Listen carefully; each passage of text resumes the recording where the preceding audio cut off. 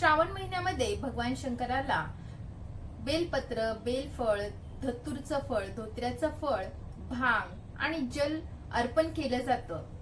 तर आजच्या व्हिडिओमध्ये आपण धतूर का अर्पण केलं जातं, धतुराचे औषधी गुणधर्म काय आहेत हे बघणार आहोत। या आधीच्या व्हिडिओमध्ये आपण बेलफळ आणि बेलपत्राचे काय औषधी गुणधर्म आहे याबद्दल माहिती बघितली होती। तर आजच्या व्हिडिओमध्ये ह्या धतुराचे, धतूर बिया, धतूरचे पानं यांचे काय आयुर्वेदिक गुणधर्म आहेत, कोणत्या कोणत्या आजारांवर आपण याचा वापर करू शकतो याबद्दलची माहिती बघणार आहोत। तेव्हा व्हिडिओ शेवटपर्यंत नक्की पहा। नमस्कार, मी डॉक्टर सविता लांजेवार। माझ्या युट्यूब चॅनल मध्ये तुम्हा सर्वांचं पुन्हा एकदा स्वागत आहे। तुम्ही माझ्या चॅनलवर नवीन असाल तर चॅनलला सबस्क्राईब करा। मी माझ्या चॅनलवर आयुर्वेदातील सिद्धांत तसेच काही व्याधींवर, काही आजारांवर घरगुती आणि आयुर्वेदिक उपाय याबद्दल माहिती सांगत असते। तसेच काही औषधी वनस्पतींबद्दल देखील माहिती देत असते। धोत्रा यालाच वेगवेगळ्या नावांनी ओळखलं जातं। धतूर, धोत्रा, कनक, आयुर्वेदामध्ये कनक, धतूर आणि कनकहव्या म्हणजे याच्या ज्या बिया असतात त्या सोन्यासारख्या पिवळ्या रंगाच्या असतात। तर भगवान शंकराला प्रिय आहे म्हणून शिवप्रिया असं देखील म्हटलं जातं। धतूर हे एक विषारी औषध आहे। आयुर्वेदामध्ये वर्णन केलेल्या 9 उपविषांपैकी धतूर हे एक उपविष सांगितलं आहे। तर भगवान शंकराला आपण धोत्र्याचं फळ का अर्पण करतो? कारण की धोत्रा हा विषाक्त गुणाचा आहे, विषारी आहे। जेव्हा अमृत कलशासाठी देव आणि असुर यांनी समुद्र मंथन करण्यास सुरुवात केली तेव्हा सगळ्यात पहिलं रत्न बाहेर आलं ते म्हणजे हलाहल विष।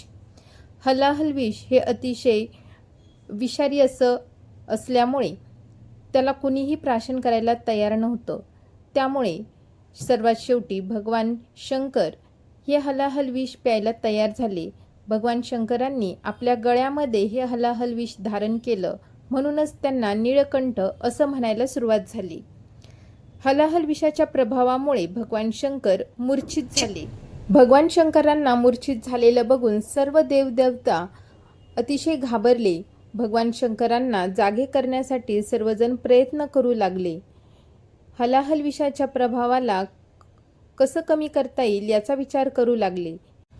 नंतर सर्व देवता एकत्र येऊन भगवान शंकरांवर अर्कपत्र, भांग, धतूरपत्र, धतूर फळ, बेलपत्र हे अर्पण करायला सुरुवात करू लागले।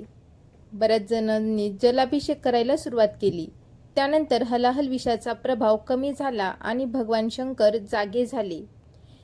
ज्याप्रमाणे ह्या मंथनातून हलाहल नावाचं विष तयार झालं, असंच जर आपण आपल्या मनाचं मंथन केलं तर आपल्या मनातील येणारे जे वाईट विचार असतात, राग, द्वेष, मत्सर, ह्या सर्व धारणीय वेगांचं धारण देखील आपण आपल्या मनामध्ये करावं।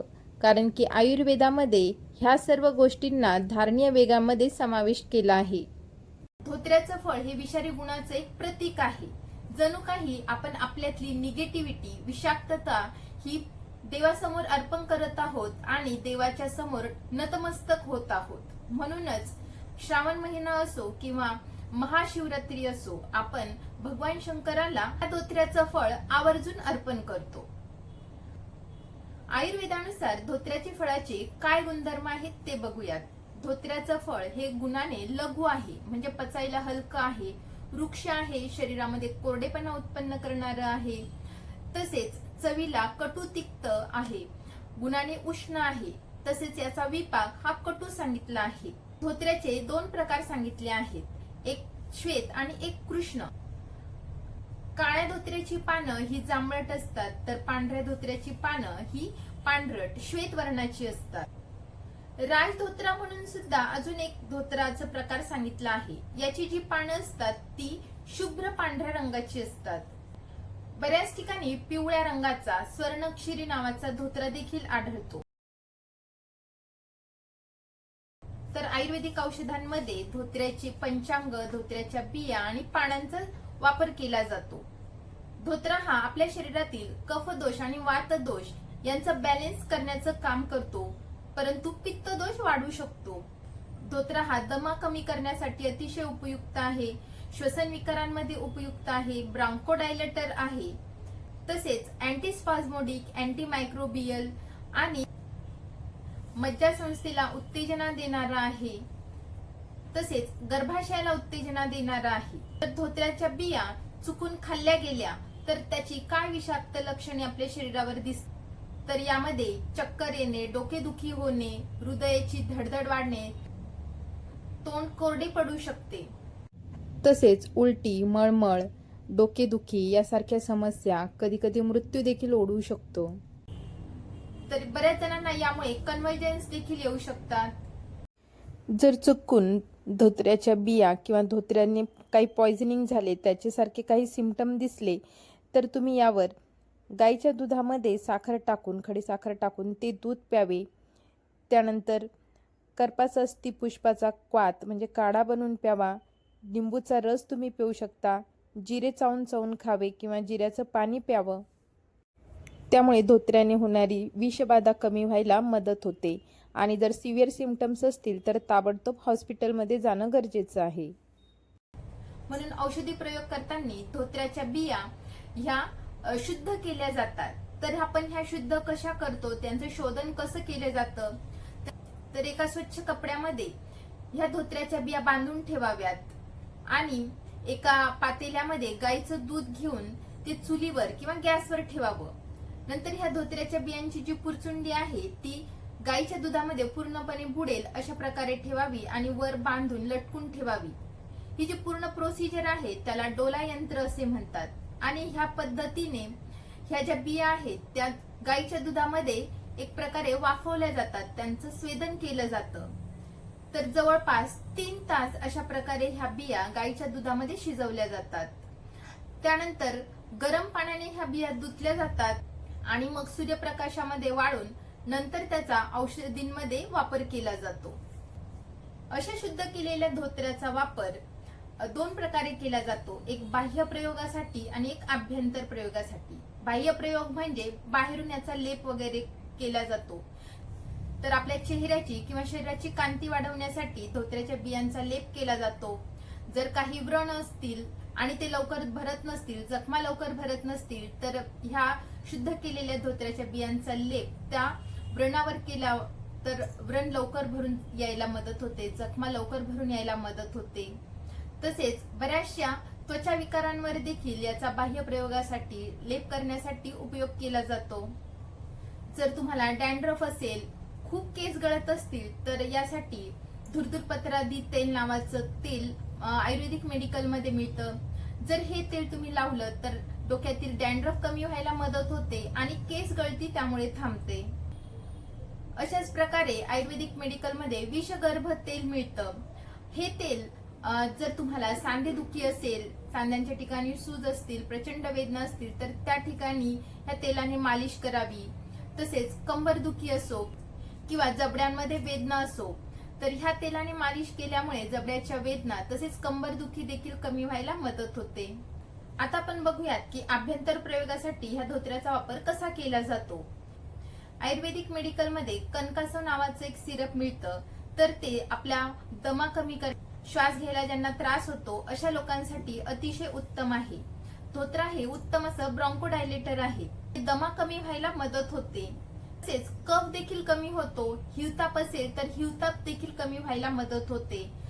या व्यतिरिक्त जर तुम्हाला पित्ताशयामध्ये खडे असतील तर ते खडे देखील कमी व्हायला मदत होते.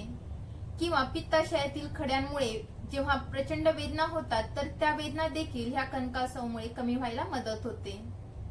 ज्यांना दम्याचा त्रास आहे, श्वास घ्यायला त्रास होत आहे, अशा लोकांनी कणकासव सुमारे 15 ते 20 ml ह्या प्रमाणामध्ये तेवढंच पाणी मिक्स करून सकाळ संध्याकाळ जेवल्यानंतर घ्यावे.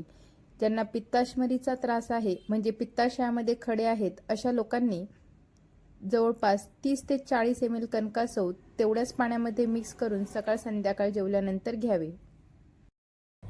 जेव्हा बऱ्याच जणांना श्वास घ्यायला त्रास होतो, दम उसळून येतो, अशा वेळी जर तुम्ही चिलमीमध्ये या धोत्र्याच्या पानांची पावडर आणि थोडीशी अडुळशाची पावडर मिक्स करून ते जर त्याचा धूर जर ओढला तर अशा प्रकारचा दमा उसळणं कमी होतं, श्वास व्यवस्थित घ्यायला मदत होते. या व्यतिरिक्त मज्जासंस्थेला उत्तेजना देण्यासाठी देखील ह्या धोत्र्याचा वापर केला जातो. डोळ्यांचे बुबुळचं विस्तारण करण्यासाठी, डायलेट करण्यासाठी याचा वापर केला जातो. तसेच बऱ्याच जणांना प्रीमॅच्युअर इजॅक्युलेशनचा त्रास असतो. अशा वेळी ह्या धतूर बियांचा अतिशय चांगला वापर बघितला जातो. धतूर हे उत्तम असे शुक्रस्तंभक म्हणून सांगितले आहे. जर तुम्हाला डिस्मेनोरिया असेल, पाळीच्या वेळेस ओटीपोटात दुखत असेल, तर याचं सेवन केल्यामुळे पाळीच्या वेळेस होणाऱ्या वेदना कमी व्हायला मदत होते. धतूर हे अतिशय चांगलं असं अँटीस्पाझमोडिक आहे. स्त्री व पुरुष दोघांच्या स्वास्थ्यासाठी अतिशय उपयुक्त अशा पुष्पधन्वा रस नावाच्या औषधाला धोत्र्याच्या पानाच्या रसाच्या भावना दिल्या आहेत. याचा वापर बऱ्याचशा पुरुष रोगांमध्ये तसेच स्त्री रोगांमध्ये देखील केला जातो.